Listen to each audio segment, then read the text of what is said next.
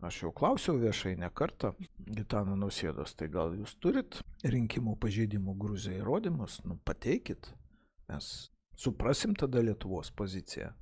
Ir tada klausimas jau tampa retorinis. Tai kodėl Lietuva ir suderintai, kaip beveik visada, Estija ir Lietuva čia tapo uoliausiamis valstybėlėmis, vykdančiomis provokacijas ne tik prieš Gruziją, ir prieš Baltarusiją, ir prieš Rusiją.